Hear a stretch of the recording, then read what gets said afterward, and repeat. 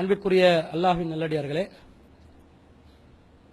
சமீப காலமாக இலங்கையில் சில பெண்கள் அமைப்புகள் அவர்களுடைய உரிமையை வென்றெடுக்க வேண்டும் என்ற ஒரு போர்வையிலே ஒரு போராட்டத்தை துவக்கி வைத்துள்ளார்கள். வேன் என்று அழைக்கப்படுகின்ற விமன் ஆக்டிவிட்டி நெட்வொர்க் என்று அழைக்கப்படுகின்ற ஒரு அமைப்பு தான் இந்த போராட்டத்தை நடத்தி வருகிறார்கள். அவர்களுடைய போராட்டத்திலே குறிக்கோளாக போராட்டத்தினுடைய முக்கிய கோரிக்கையாக என்ன வைக்கிறார்கள் என்றால், முஸ்லிம் பெண்களுக்கு அவர்களுடைய மதத்திலே அடிப்படை உரிமைகள் மீறக்கூடிய விதத்திலே சில சட்டங்கள் வகுக்கப்பட்டிருக்கிறது. குறிப்பாக முஸ்லிம் தனியார் சட்டத்திலே அந்த சட்டங்கள் நடைமுறையில் இருக்கிறது.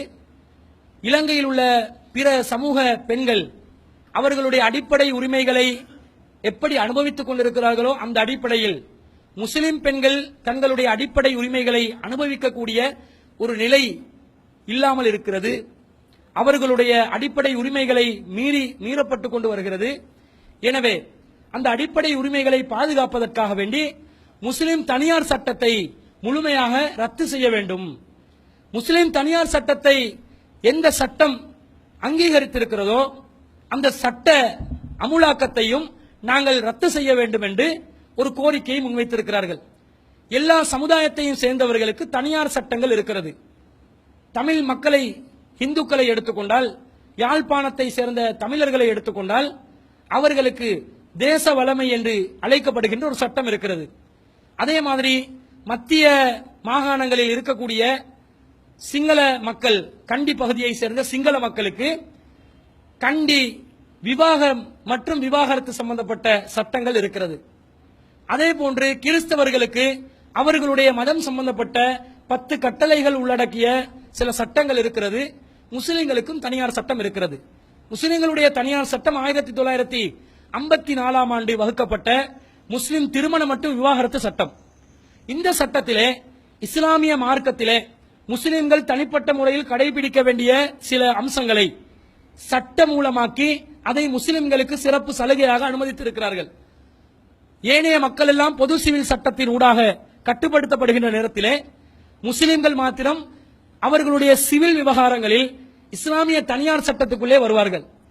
உதாரணமாக சொல்வதாக இருந்தால், ஒரு சிங்களவர் அல்லது ஒரு தமிழர் இரண்டாவது திருமணத்திற்கு செல்வதற்கு இலங்கை அரசியல் சாசனத்திலும் அனுமதி கிடையாது. அவர்களுடைய வேறு விதமான சட்டங்களிலும் அனுமதி கிடையாது. பொது சிவில் சட்டத்தில் அனுமதி கிடையாது. அப்படி யாராவது இரண்டாவது திருமணம் செய்தால் அவர்கள் குற்றவியல் சட்டக்கோவையில தண்டிக்கப்படக்கூடிய ஒரு குற்றத்தை செய்வதாக கருதப்பட்டு தண்டனைகளை அனுபவிக்க வேண்டி வரும். ஆனால் முஸ்லிம்களுக்கு திருமறை குர்ஆன் பலதார மனத்தை அனுமதித்திருக்கின்ற காரணத்தினால், வலியுறுத்தப்படல ஆனால் அனுமதித்திருக்கின்ற காரணத்தினால் முஸ்லிம்கள் மாத்திரம் என்ன செய்யலாம்? 4 திருமணம் வரைக்கும் செல்லலாம். பொது சிவில் சட்டத்துக்கு கீழே உள்ள ஒரு பெண், சிங்கள பெண் அல்லது தமிழ் பெண் அல்லது கிறிஸ்தவ பெண், தன்னுடைய கணவர் இரண்டாவது திருமணத்தை செய்ததாக ஒரு தகவல் வந்தால் அவளுடைய அடிப்படை உரிமை மீறப்படுகிறது, அவளுடைய வாழ்க்கைக்கு துரோகம் இழைக்கப்பட்டுள்ளதுன்னு நீதிமன்றத்தில் போய் நீதியை கேட்டு அவங்களுக்கு என்ன செய்யலாம்? அந்த இரண்டாவது திருமணத்தை ரத்து செய்யலாம், அல்லது அவரை சிறைக்கு என்ன செய்யலாம்? அனுப்பி வைக்கலாம். ஏதாவது ஒரு காரியத்தை பண்றதுக்கு அவங்களுக்கு பரிகாரத்துக்கு வழி இருக்குது. ஆனா முஸ்லிம் பெண்களுக்கு இதுல இல்ல. ஏண்டா அவங்க கண்டிப்பாக இஸ்லாமிய மார்க்கம் அனுமதித்த பிரகாரம் கணவன் தன்னுடைய முதல் மனைவிக்கு அறிவித்துவிட்டு அவருடைய சம்மதத்தை பெற வேண்டியதில்லை, ஆனால் முறையாக அறிவித்துவிட்டு இரண்டாவது திருமணத்துக்கு செல்வதற்கு அனுமதி இருக்கிறது. அப்படி ஒரு கணவன் சென்றால், முறைப்படி சென்றால், அதை தனக்கு பாதிப்பான ஒரு செயல் என்று நீதிமன்றத்திலே புகார் செய்வதற்கு முஸ்லிம் பெண்ணுக்கு அனுமதி கிடையாது. இதை வச்சு என்ன சொல்றாங்கடா, பார்த்தீர்களா?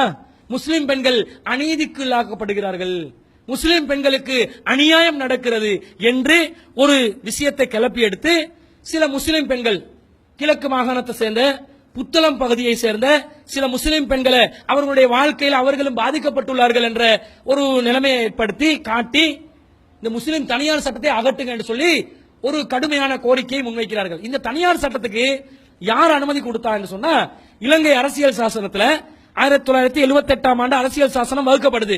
இரண்டாவது அரசியல் சாசனம் 1972 ஒன்று இருந்துச்சு. அதுக்கு முன்பதாக ஆங்கிலேயர்களுடைய சட்டம் இருந்துச்சு. அப்ப 78ல உருவாக்குற இரண்டாவது அரசியல் சாசனத்துல 16வது உறுப்புரையில ஒன்னு மட்டும் ரெண்டு பந்தி வச்சிருக்காங்க. அது ரெண்டுல என்ன சொல்றாங்கடா, ஏற்கனவே இலங்கையில அரசியல் சாசனம் 1978 இப்ப நடைமுறைக்கு வருது.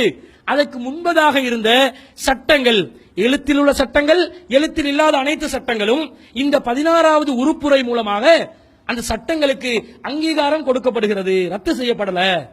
அந்த விஷயங்களில் ஏற்கனவே உள்ள சட்டங்களில் அடிப்படை உரிமை மீறக்கூடிய விதத்தில் இருந்தாலும் சரி, அது சட்ட ரீதியான அங்கீகாரம் பெறலாம், அதற்கு நீதிமன்றம் செல்ல முடியாது என்று சொல்லி என்ன சொல்லப்பட்டிருக்கிறது, 16வது உறுப்புரையில இலங்கை அரசியல் சாசனத்தில் இருக்குது. இப்ப இந்த பெண்கள் அமைப்பு என்ன செய்யறாங்கடா, முஸ்லிம் பெண்களை களத்துல இறக்கி அவங்களோட கோரிக்கை 16வது உறுப்புரையை நீக்குங்க, தனியார் சட்டத்தை நீக்கிறதா இருந்தா முதலாவது 16வது உறுப்புரையை நீக்கணும், அப்படி உறுப்புரையை நீக்கினாதான் முஸ்லிம் தனியார் சட்டத்தை நீக்கலாம். அவங்க தேச வளமே நீக்க சொல்லல, சிங்கள கண்டி மக்களுடைய அந்த திருமணம் சம்பந்தப்பட்ட சட்டத்தை நீக்க சொல்லல, எதை நீக்க சொல்றாங்க, முஸ்லிம் தனியார் சட்டத்தை நீக்குங்க. ஜீவனாம்சம், விவாகரத்து, இதே போன்ற பல விஷயங்களை காரணம் காட்டி இதிலே முஸ்லிம் பெண்கள் அநீதிக்குள்ளாக்கப்படுகிறார்கள். காதியார்மார்கள் இருக்கிறாங்களே நம்ம சமுதாயத்தில், இவங்க செய்யற இந்த அநியாயத்தால தான் இந்த கோரிக்கை வந்திருக்கு. ஏதாவது ஒரு பெண் பாதிக்கப்பட்ட ஒரு காலியாரிடம் போனா நீதியை வழங்காம, குர்ஆன் சுன்னா அடிப்படையில் தீர்ப்பு வழங்காம என்ன செய்யறது தெரியுமா, அந்த பொம்பளை கிட்ட பேரம் பேசுறது. நான் உங்களை திருமணம் முடிக்கவா, செருப்பால் அடிக்கணுமா இல்லையா இவங்களுக்கு. பாதிக்கப்பட்டவன் வந்து போயிட்டு பாதிப்புக்கு தீர்வு கேட்டா, நியாயம் கேட்டா, இவர் திருமணம், இவர் கிழவன் 56 வயசு 60 வயசு 70 வயசு, இவ உட்கார்ந்து 35 வயசு பொம்பளைய வந்து திருமணம் முடிக்கவா, பல்ல இழிக்கிறது, பல்ல சிரிச்சாலே கரண்டு விழுற வாக்குல இருக்குது. இவனுக்கு திருமணம் தேவையா, சரி தேவைண்டா அது முறைப்படி செய். கள்ளத்தனமா, கள்ள காதல்ல, கள்ள முறையில என்ன செய்யறது, இந்த பெண்களை வந்து பாலியல் வல்லுறவுக்கு உட்படுத்துவதற்கு முயற்சி செய்கிறார்கள். சிலவங்க கவுன்சிலிங் அனுப்புவாங்க. கவுன்சிலிங் யாரு செய்வாங்க தெரியுமா, அவனுக்கு மார்க்கத்துக்கு அறவே சம்பந்தம் இருக்காது, அதுக்கு போதிய ஒரு சான்று என்னன்னு சொன்னா, யாரு கவுன்சிலிங் செய்வானோ அவன் மூஞ்சில தாடியா இருக்காது, மார்க்கத்துக்கு அவனுக்கு சம்பந்தம் இருக்காது, இவர் கவுன்சிலிங் கொடுப்பாராம். குர்ஆனை பற்றி தெரியவில்லை, ஹதீஸை பற்றி தெரியவில்லை. இப்படி செய்யும் போது பெண்கள் பாதிக்கப்படுகிறார்கள் தான், மாற்று கருத்து இல்ல.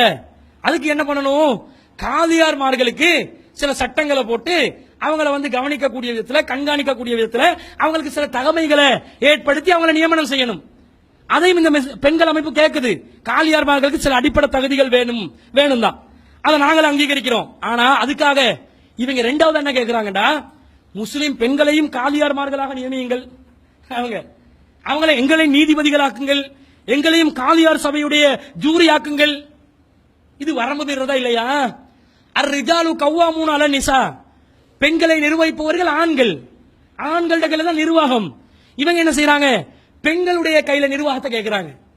என்ன அடிப்படையில் இவங்க தண்ணிக்குள்ள நெருப்பு கொண்டு போறாங்க, என்ன செய்யறாங்கடா, ஆண்களும் பெண்களும் சமமானவர்கள் என்றது ஒப்புக்கொள்ள சொல்றாங்க. பாதிக்கப்பட்ட இந்த பெண்களுடைய பாதிப்புகள் சில உண்மைகள் இருக்குது. சிறு வயசுல திருமணம் முடிச்சு வைக்கிறாங்க. இஸ்லாமிய மார்க்கம் சின்னம் சிறு வயசுல திருமணம் முடிச்சு வைக்க சொல்லல. ஆரம்ப காலத்தில் அரேபியர்கள் ஒரு நடைமுறையை வச்சிருந்தாங்க, அதை இஸ்லாம் அங்கீகரிச்சு பிறகு மாற்றப்படுகிறது. அந்த அங்கீகாரம் உள்ள காலங்களில் தான் ரசூலா கூட ஆயிஷா ரலியல்லாஹு அன்ஹா திருமணம் முடிச்சாங்க. பிறகு அல்லாஹ் சொல்றான், வா அஹதுன மின்குன்ன மீசாக்கன் கலீலா, உங்களிடம் அவர்கள் கடுமையான உடன்படிக்கையை எடுத்திருக்கிறார்கள். உடன்படிக்கைன்னு சொன்னா உடன்படிக்கைக்கு சம்பந்தப்படக்கூடிய இரண்டு தரப்பும் அந்த உடன்படிக்கையில் உள்ள சரத்துக்களை, விதிகளை அறிந்து வைத்திருக்க வேண்டும்.